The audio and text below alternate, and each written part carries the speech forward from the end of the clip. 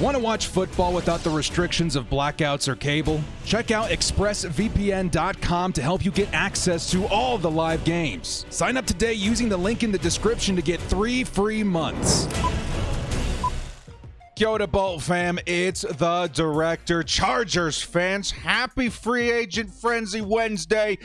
What is it, like 4 p.m. Eastern time? That window's going to officially open. We're going to get flooded with news of NFL free agents signing with their new teams, and the Chargers might be among them, dudes. This morning, I woke up to some interesting news. I'm sure you guys saw in the wee hours of the morning, like, what's the director doing up this early? Well, I had to check my phone and see what was going on in free agency, and lo and behold, we did see something. The Chargers are among the teams that have shown interest in Cowboys free agent tight end Dalton Schultz, but right now it seems his price is too high. It's a little bit too high, but who knows, man? Tom Telesco could go in there and work his magic. The Chargers, who will likely be looking at tight end anyway in the draft, could address that and free up what they can do with pick number 21 if they decide to sign former Cowboy Dalton Schultz, who is connected to the Chargers because of their new OC, Kellen Moore.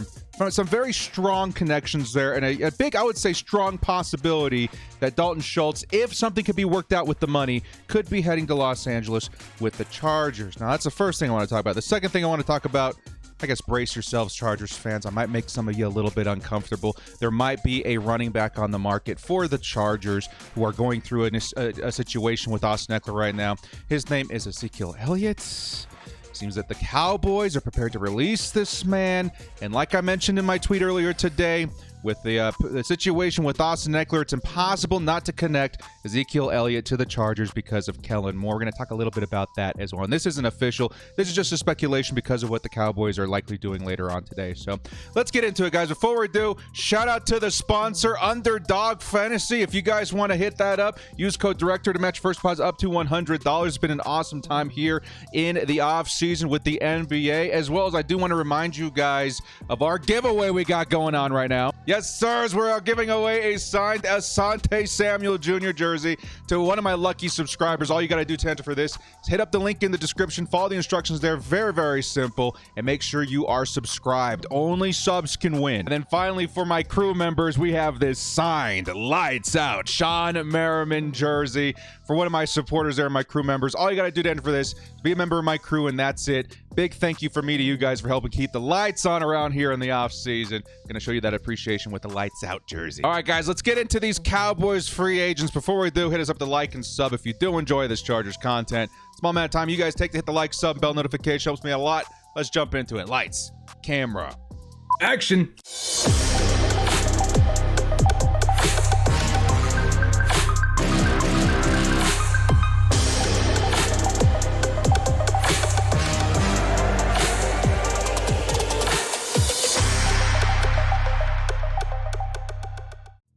Free agent frenzy is upon us, and the Chargers may be heavily linked to a couple of former Dallas Cowboys, thanks to our brand new offensive coordinator, Kellen Moore. First and foremost, let me reiterate what I've already said in the Kellen Moore video weeks ago now. It's a big deal. This is a huge deal. The Chargers, how do you say that? We got a steal at offensive coordinator? We were blessed to grab this man in the eye. This is a very, very high caliber, very talented, very high ceiling offensive coordinator for the Chargers. And if he feels that bringing in ex-Cowboy players that he's familiar with will help this team, I think the Chargers would do what they can in their power to make that happen. And as of right now, there are two offensive players that are free agents from the Cowboys that the Chargers could honestly target in order to help Kellen Moore build his offense in LA. So let's start things off with the tight end. And I would say this one has official sources saying that the Chargers are interested. Okay, so there's already connections being made. There's a possibility he could be coming to the Chargers. It's just coming down to whether or not the price is right, because the Chargers, I know they've been moving some money around. Things are looking a lot better in terms of the cap situation. Doesn't mean they're out of it quite yet. The Chargers do have Justin Herbert coming up here in a couple of seasons where that money's going to start hitting the books with a new massive contract.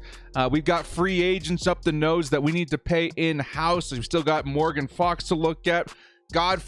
we were hoping to God that maybe there's something that can happen with Drew Tranquil and et cetera, et cetera. But again, the money situation is looking a lot better than we thought. So maybe there's a chance we can get Dalton Schultz in the building here eventually. So let's talk a little bit about Dalton Schultz and the potential of him joining the Chargers and some of the pros and cons there, because I'll give you guys maybe a spoiler alert here right away.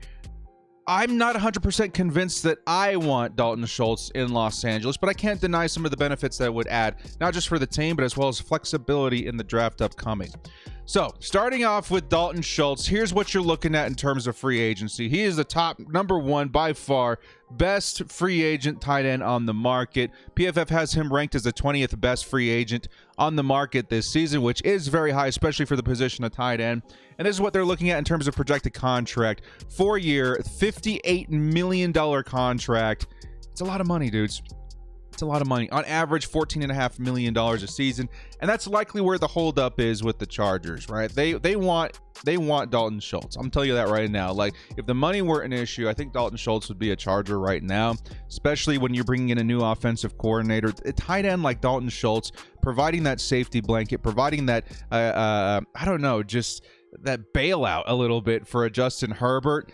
That's something I think an offensive coordinator would love to bring with them in order to smooth out their job a little bit in a new environment, in a new team, in a new system that they're trying to build. That's exactly what Dalton Schultz would bring to the team. And I think, again, I don't know how many people have looked into what Dalton Schultz provides, what Dalton Schultz is as a tight end. We're going to go over that just a little bit here, okay? Because I feel like when you take a look at Dalton Schultz and what he can do for the Chargers in particular, there's a couple of things that he can actually do. For one, very good receiver, okay? I would say, again, not going to be that burner, not going to be that Kyle Pitts type, but what he can do is provide, again, an option, a safety blanket, a safety valve over the middle, dicing through zone coverage, being able to body out man a little bit, possession kind of guy is what I would label him as, okay? Maybe a little bit similar to what we've talked about with Michael Mayer, right? Maybe not the fastest guy, maybe not the most, athletic guy, but boy, is he physical.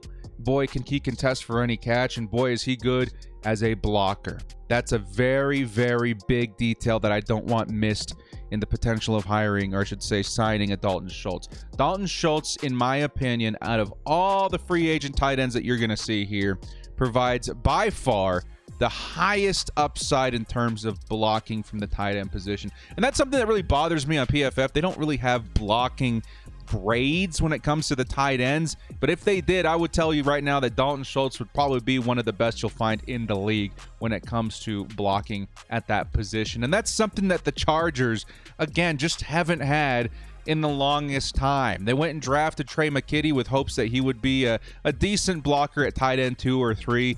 Don't know how don't know how that's quite working out quite yet. Dalton Schultz would be on another level, though, in terms of providing another weapon for Justin Herbert, as well as boosting your run game, as well as boosting the blocking that you would get in the passing game as well if you decide to use him that way a little bit. It's huge. It's pretty massive. And the Chargers, who have been a very poor running team these last couple of seasons, definitely need something like this. I don't know if it fits what they want schematically from their tight end. The Chargers, at least historically over the last, 5-10 years, they want their tight ends to be involved as a receiver. They tend to go after guys that have much higher upside as a receiver than they do as a blocker. Take a look at the last few guys we've had in-house. Gerald Everett, very good receiver, not great blocker. Jared Cook, very good receiver, not great blocker. Before that, I guess Derrick Henry was a pretty good blocker. Or not Derrick Henry, Hunter Henry. But it's just kind of not in their DNA, right? So it's something to consider, but you have to also weigh out what Kellen Moore would be able to do immediately while having Dalton Schultz paired with Justin Herbert in his first year OCing for the Chargers, OCing a new system that might involve a lot more balance in terms of passing and running. And if you got to run the ball more, especially now not knowing what's going to happen with your #1 running back in Austin Eckler, maybe adding a tight end that can block and provide more space for whoever's running the ball may not be a bad idea. Again, I cannot reiterate how big of a move this was and how important a Kellen Moore is going to be to not just this season, but the future of the Chargers. What the Chargers may have done in hiring a Kellen Moore is lay a foundation in terms of an identity in the Justin Herbert era. And what I mean by that is, I don't think that Joe Lombardi had one single idea on how to create a Justin Herbert offense for the future. I don't think that the Chargers beforehand had any idea of, like setting a foundation in terms of who are we offensively as a team now that we have the superstar quarterback in Justin Herbert. We've got basically a John Elway, right? And the team has not been operating to the strengths of a quarterback like that, with the big arm, with the mobility, right? Kellen Moore has been brought in to change that. So things could change systematically, quite dramatically. And if he feels like Justin Herbert needs help via the run game to free things up, give him a cleaner field to work with by providing a solid running attack as well, maybe a Dalton Schultz makes a lot of sense. You're going to need help. You're going to need that safety valve over the middle. You're going to need that tight end that's reliable, but you're also going to need help in the run game. He provides help with both dramatically. Again, no other free agent's going to provide that. In the draft, you're going to find very few guys that can provide both. I feel like you get either one or the other, but the only one in between in my mind is going to be Michael Mayer, who is very high in my mind here. So we'll take a look at some of the options in the draft real quick here. Okay? Actually, yeah, let's do that real quick, and then we'll go back to some of the stats of Dalton Schultz. So a big reason why a lot of Chargers fans are saying no to Dalton Schultz is, number one, because of the money. He would soak up a lot of the money. Again, right now projected $14.5 million. I would suspect the Chargers can maybe get that down if Dalton Schultz were to sit down and talk to Kellen Moore. The Chargers would also likely backload this contract, so you would only see maybe a cap hit of like $5 to $8 million in the first season, something like that. So we would be able to work it out financially. But that is a holdup for a lot of Chargers fans. The second holdup is definitely the draft. This draft is very rich with high quality tight ends, and I am among the Chargers fans that hope we maybe target a tight end in the first couple of rounds. Now, just because we don't go tight end in the first round doesn't mean there isn't somebody to find in the second or third. I think there's options throughout this draft, a very, very rich tight end class. And you have the option of drafting a guy who maybe carries a similar upside, if not more upside than a Dalton Schultz, while also not having to pay them $14.5 million a season. And if I'm being honest with you guys right now, the pros and cons, I understand what bringing in Dalton Schultz means.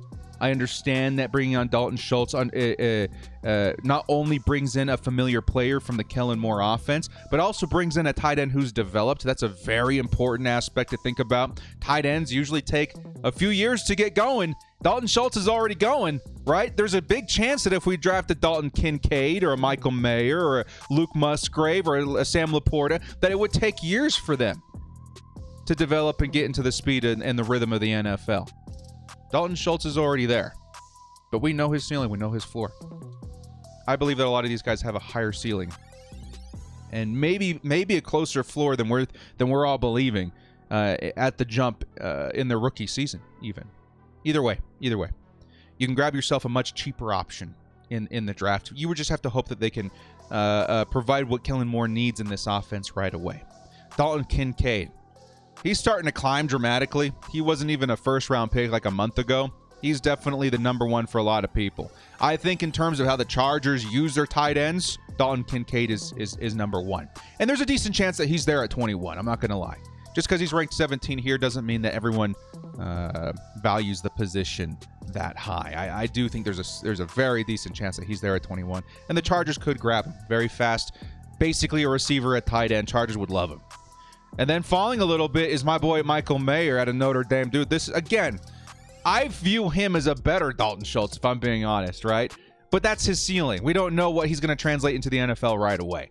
I think that he's got the highest chance out of all the tight ends in this class to translate into the NFL flawlessly, fastest, right? Some of these guys, I could see Dalton Kincaid maybe needing a season, maybe half a season to get in rhythm. I think Michael Mayer would need a few games. Honestly, I think that he would hit the ground running. I think the kind of tight end that he is, he's going to find, the team, whoever drafts him, is going to find a lot of value right away as a blocker and a receiver, just because of what he is. He's not a fast dude.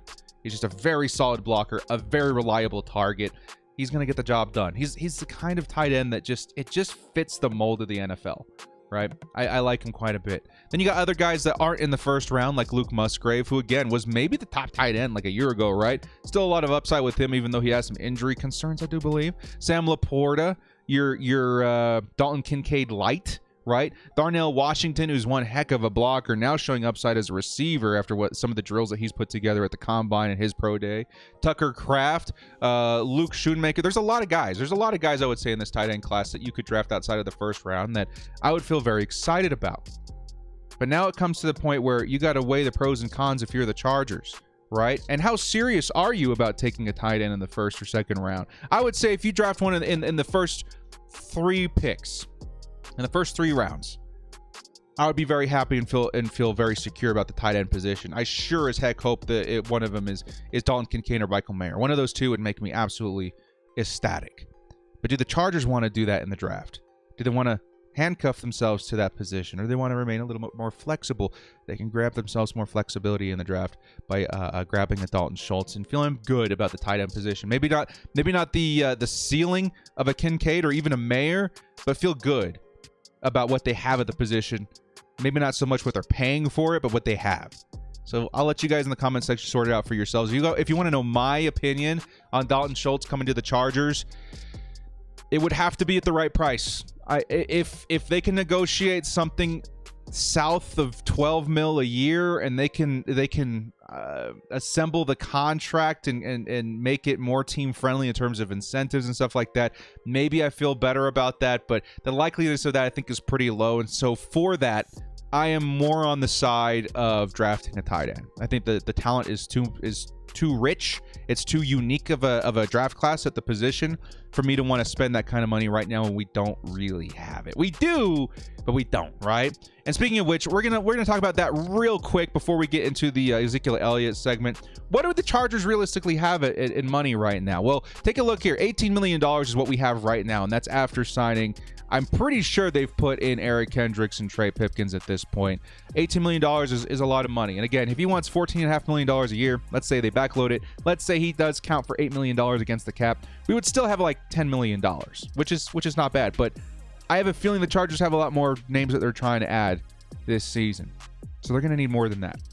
And I still think that the Chargers are going to do a couple of things to accommodate that. We've already done this a couple of times, so we'll do it very quickly. I think that they can still restructure Corey Linsley and feel good about that, freeing up $6 million. If we do end up trading Austin Eckler, we have to remember the cap implications of that as well. That's another $6 million.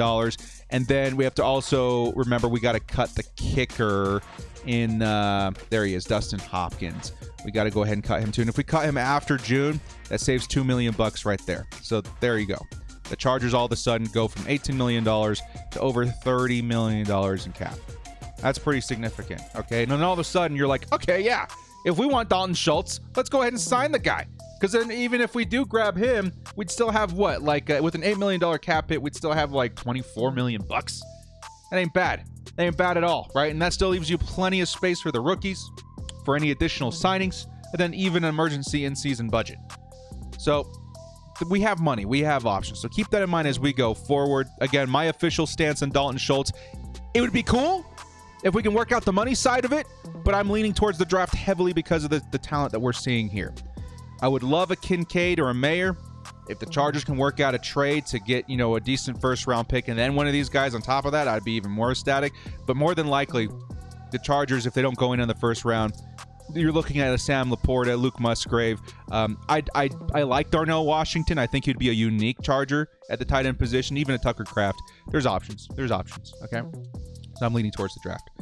Now let's talk about the thing that's going to tick a lot of you off in the comment section. I can already see the comment section in my mind. No, he's washed. He's cooked. We don't need an Ezekiel Elliott here. I feel like when I posted this on Twitter, there was a lot of people that took that personally, right?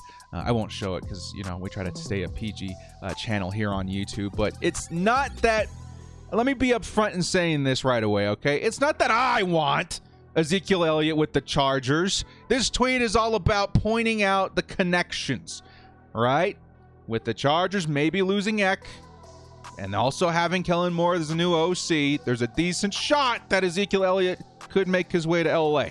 right? And like I said also in the tweet, not my favorite option, but you have to consider it if you're the Chargers. And Kellen Moore is like, yeah, you know what, this might be a good thing. While we're on here too live, we got to give our new dude Eric Kendricks a follow. There we go. So let's talk a little bit about Ezekiel Elliott. Now, if you guys didn't know, Ezekiel Elliott, he's likely being released today at the peak of free agency. They're going to give him a chance to go out there and sign with a new team.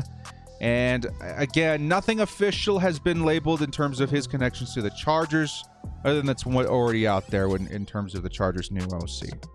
So let's talk. All right, Bull fam, let's talk a little bit about Ezekiel Elliott to the Chargers, and I'll try and play both sides of this a little bit because, again, if we're going into this, spoiler alert, I don't want Zeke. But there's a possibility that if we do grab him, he would do some good for the team. I can't deny that, all right? So let's take a look at Ezekiel Elliott first, the player. Now, Zeke is probably one of the most overpaid running backs I have ever seen in my time as a football fan. The dude reined in, I don't know, I think his full contract is well over $100 million in his time with the Dallas Cowboys. Of course, he's not going to see all of that, but that's ludicrous to pay a running back in this day and age of football, especially with the kind of numbers we've been seeing the last couple of seasons. I know he missed a couple of games this last year, but not really. That's one thing I want to get out of the way right away, too, guys. A lot of people, they're writing off Ezekiel Elliott because they think he's injury prone. He's not. He's really not missed that many games in the last couple of seasons. I think he's missed like 3, maybe 4 at the most. I don't remember. I know it's a very low number. He's not injury prone, okay? If you're going to write off Ezekiel Elliott, it's because of his decline in his production, not because he's injured. He's not an injury prone player. So this last season, 876 yards, 12 touchdowns. That's worth noting. Okay, 12 touchdowns. That's a big deal. But 3.8 a carry. That doesn't really justify what the Cowboys were going to have to pay him. I think they paid him like $20 million last season, dudes. Ugh. Again, that's a running back. Anyway, we won't get too far into that, all right? 3.8 a carry, 876, 12 touchdowns is pretty good. We'll revisit that in a second. What about last season, 2021? Not bad, right? He eclipsed 1,000 yards, 10 touchdowns. Do they have his receiving yards in here too? Receptions. 287 receiving yards is definitely not bad too. What about last season? Actually, sorry to bounce back and forth here, guys. Did he eclipse 1,000 total yards last season? He did not. Okay, so we'll keep that in mind going forward. So you can use him a little bit as a receiving back. 287 yards is definitely not bad. He got 2 touchdowns. He did get 2 drops as well, but still 1,200 total yards. What are we looking at? 12 total touchdowns. That's not bad. And he's only a season removed from that. Okay, so and at 4.2 yards a carry, that's also not bad. This is the season where we started to see the Tony Pollard take over. Kind of reminds me of the Gordon and Eckler situation, does it not? Right? The Chargers got their big running back in Melvin Gordon. Things are looking good. And then all of a sudden, here comes this guy out of nowhere, and Austin Eckler. He starts taking over, and then we let go of Melvin Gordon. Kind of the same thing here in 2022 is definitely where Tony Pollard just completely took over. But he still had a role, which is what I want to point out here. Okay? What could Ezekiel Elliott offer the Chargers if he were signed? This number right here tells you everything you need to know. The Chargers don't really have a power back on the team. Somebody you can hand the ball off to in 3rd and 1 situations, goal line situations. You could argue that our fullback, Xander Horvath, is criminally underused, and I'll continue to pound the table with that narrative until we start seeing an uptick of carries by him. But you could argue that signing a Ezekiel Elliott or Zeke could give you a higher production, a higher turnover rate in the red zone. And that's something the Chargers really struggle with. I'll tell you that right now. The Chargers suck in the red zone. Having a guy like Ezekiel Elliott, where that's kind of his speciality, I mean, that's not a bad idea. That's not a bad idea. And then you also kind of have the upside of maybe he's a 1,000-yard guy, right? Maybe he's a 1,200-yard guy with the receiving yards tacked on top of that. Maybe, you know, in 2020, he had a decent year there again. 300 yards, 2 touchdowns, right? He's not living up to that contract. His best year since has been 2019 with 1,400 yards, 1,800 yards, 14 touchdowns. That's crazy. I don't expect anything close to that. But I think the biggest reason people are bagging on Ezekiel Elliott, myself included, is because he's criminally overpaid. He's the yin-yang of an Austin Eckler. Eckler's criminally underpaid. All he does is score touchdowns and really live up to that contract. Ezekiel Elliott is the yin yang to that, where he's criminally overpaid. He's not producing enough. He's just wasting the money of the Dallas Cowboys. The best thing that you can do for a player like this is cut ties, let him start over. Okay? And then when you find that offensive coordinator that was working with him previous is with a new team in a new system that might work well with Ezekiel Elliott, you've got to make that connection and say, hey, this might be my shot to start a new story for Ezekiel Elliott, to start over, to rewrite history a little bit. That's where things are a little advantageous for the Chargers here, okay? Because now we're entering the territory of what we call a prove-it deal. This is where a player comes in at a ripe young age of 27 and says, hey, I know I screwed up. Maybe I didn't screw up, but maybe the contract was nonsensical. Maybe Jerry Jones screwed up, right? Maybe he hurt my career a little bit by overpaying a running back ludicrously and putting a lot of pressure for him to get 1,400 yards a season. I don't know if that was going to be the case ever, but either way, Ezekiel Elliott, there's a place for him somewhere in the NFL, and I think it's with a prove-it deal, possibly with his former OC with the Los Angeles Chargers, and that's where the advantage comes in, okay? Top running backs you're going to find in free agency, Josh Jacobs. He's projected a $10 million contract. I believe he got tagged, so we're not going to really go over Jacobs or Saquon Barkley. I think both of them got tagged. Tony Pollard got tagged. Average you're looking at is about $10 million for these top-tier running backs in the league. I know that David Montgomery just got signed. I think he was around this contract too, about $6.5 million. I wanted to lay the laws in the land a little bit in terms of average contracts for good running backs, okay? These are all three very exceptional running backs. I would say, as of right now, Jacobs could have been the best running back last season with how many yards he put on the ground. He was crazy. He's only getting paid $10 million. Saquon Barkley, one of the best in the business. He's only getting paid $10 million because of these, tags, but whatever. Tony Pollard, one of the best in the business, also tagged for $10 million. That's kind of the peak of what you're looking at.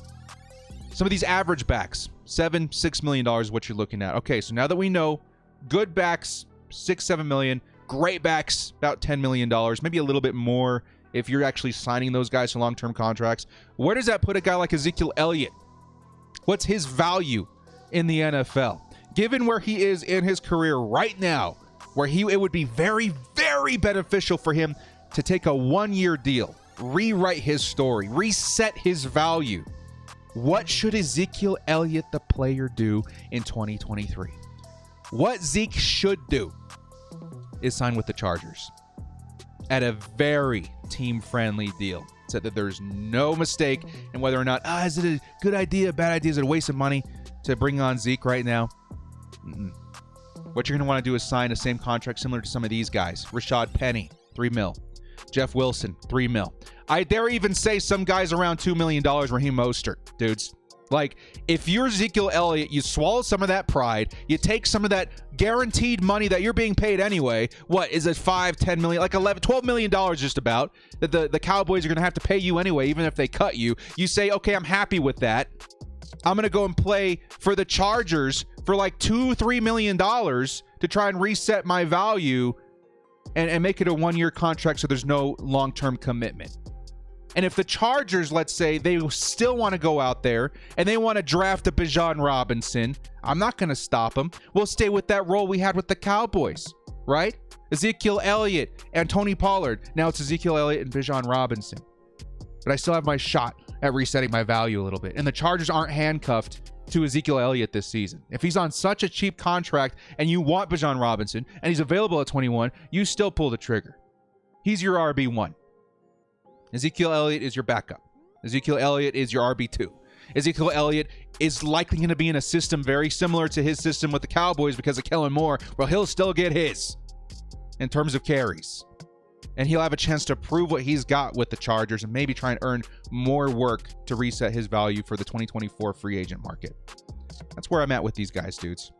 So what's crazy to me at the end of this video, because if you guys were asking me at the top of the video, like, hey, director, who do you want more? Who makes more sense to the Chargers right now? Dalton Schultz or Ezekiel Elliott? I think 10 out of 10 times I would tell you, yeah, Dalton Schultz for sure, dude. Like, come on. Zeke is done. He's cooked. You put a fork in them. You know what I mean? He's also got some drama around him I don't want anywhere near my team. No. Give me Dalton Schultz all day. But after kind of looking into things, more the money side of it and what the draft is looking like, if gun to my head I had to choose one, I think I choose Zeke. If he's giving me a prove-it deal under $5 million, I would prefer 2.5, 3, something very, very low risk, high reward, very low time commitment, 1 year, in Zeke's favor to try and reset his own market and also help his OC build a new system in Los Angeles. That makes a lot of sense to me. And again, there's not a lot of financial or time commitment there. Dalton Schultz would be a commitment. He'd be a 4-year commitment and a lot of money. And for those reasons, and because of who you're seeing available in the draft at the tight end position, who I think I like more, I like Kincaid more than Schultz. I like Mayer more than Schultz. I like Laporta and Musgrave more than Schultz. I think when you get down here with Kraft and Shoemaker, I'm like, okay, maybe Schultz. But, I mean, that's a lot of players to want that are way cheaper over Dalton Schultz, which, again, if we end up signing him, I'm going to be very excited because, again, that takes care of something. It really helps out your OC. Justin Herbert has his guy for 4 seasons. That's amazing. But at what cost? If we bring on a Zeke, likely the cost is very low, and the commitment was very low.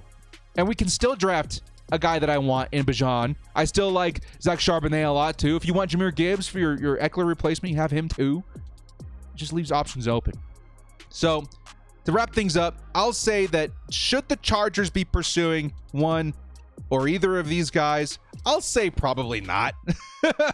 I would say the Chargers are probably better targeting other talent if they need to in free agency, but more than likely trying to grab these positions in the draft.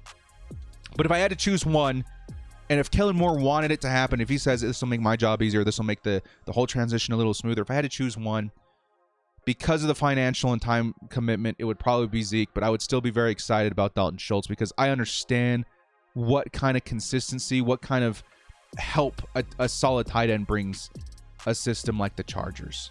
But you guys let me know in the comment section below because, again, kind of a complicated situation. You know, both of these guys, so top of their market, you could argue, depending on who you're talking to. But it's kind of crazy to me that as of right now, because of what the Chargers have in the roster, what their financial commitment looks like on other parts of the roster, and what we're looking at in terms of the draft and the kind of talent we're seeing available there, that I would probably pass on both of them. Crazy times we live in. Well, you guys let me know in the comment section below. If you had to choose one, who would it be? And if you would want either one of these, if you had the freedom to choose. So you let me know. Well, guys, thank you so much for joining me. This has been The Director. Make sure to hit up that giveaway. We got Asante Samuel. We got Lights Out. It should be a good time. Thank you so much for joining me. We'll catch you next time. And as always, bolt up, stay frosty. When I say stay frosty this time, I mean it. Free agency opens as of the time of recording this video in a couple of hours. So we may be back even today. Much love to you guys. Take care. Bolt up.